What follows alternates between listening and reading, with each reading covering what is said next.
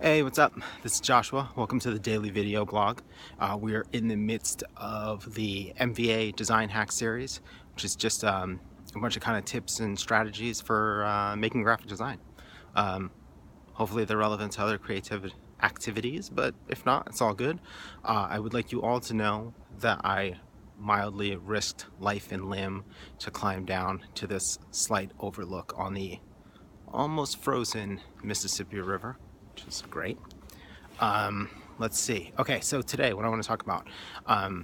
So I'm going to plug something, which is there's a new episode of my podcast with Mitch Goldstein, Through Process, that is out now. So that's at throughprocess.com. And we talk a bit about the idea of context and the difference between school and professional work. And we talk about Gerhard Richter, and I'm going to plug something else. We talk about my talk called How to Paint Like Gerhard Richter, which is not about what it would seem to be about. So one of the big lessons that I sort of pick up from Richter is the idea of trying to find ways to make your work within the same context that it will be viewed. So in Richter's case, he paints in a space that looks like a gallery. The paintings are hung at the height that they would be seen in a gallery. So as he's working, he's appraising the paintings as if they're actual paintings in context, not as if they are paintings in a studio that then are brought into a gallery and they turn out to be completely different. So,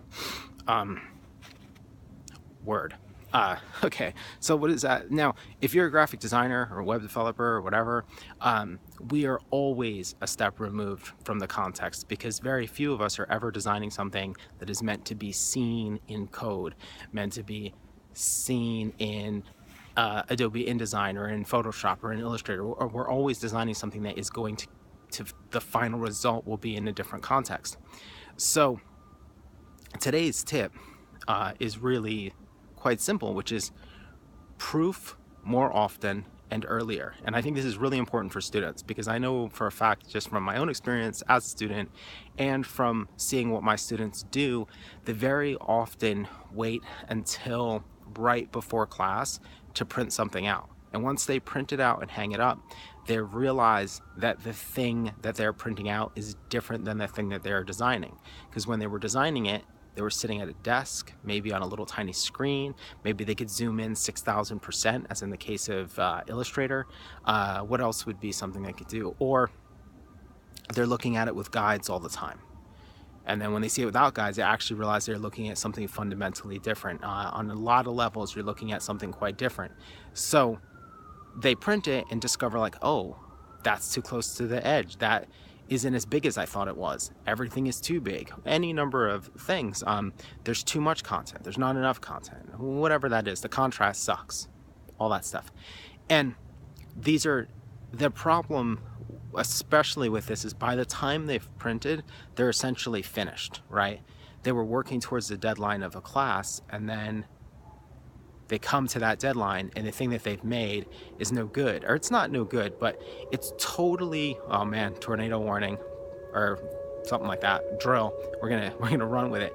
So the thing that they end up showing is completely finished, and yet now they've just discovered that it's not finished, when all they had to do was proof it earlier.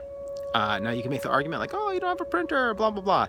Yo, if you don't have a printer, go to Target. I guarantee you there's an end cap somewhere with a $40 Epson printer that is as good as anything that used to cost $2,000 10 years ago.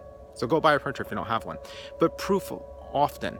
I find that a lot of the time I'm closer to finished than I think I am once I print something. I look at it, I cut it down, I hold it in my hands, or I try to look at it in the context that I'll end up viewing it, and I realize, like, oh, I just need to do X, Y, and Z, and I'll mark it up real quick, make those changes, and proof it again.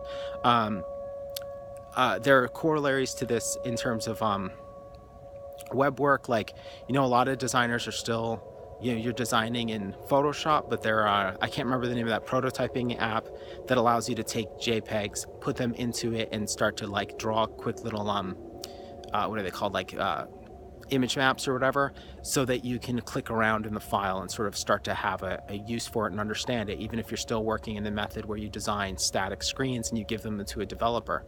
A thing that I have done, because I like to design everything in InDesign, is export a JPEG, put it in Dropbox and open it up on my phone, um, and and uh, and have it laid out in a little Safari window or whatever, so that at least I'm kind of getting a feel for it, even though it's not perfect. And there's probably much better ways, but then again, I'm not a web designer, so it's not as a huge a concern.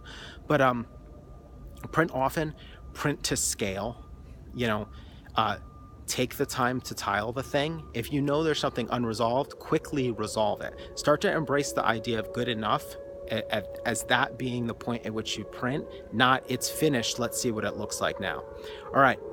Thanks a lot. Sorry that I'm giving you one with tornado warnings. This is ridiculous. Welcome to Minnesota. If I see a tornado with snow on the ground, that's going to freak me out. Check out the Through Process. Our podcast is throughprocess.com. I think it's good. And watch the movie Gerhard Richter Painting. All right, take it easy.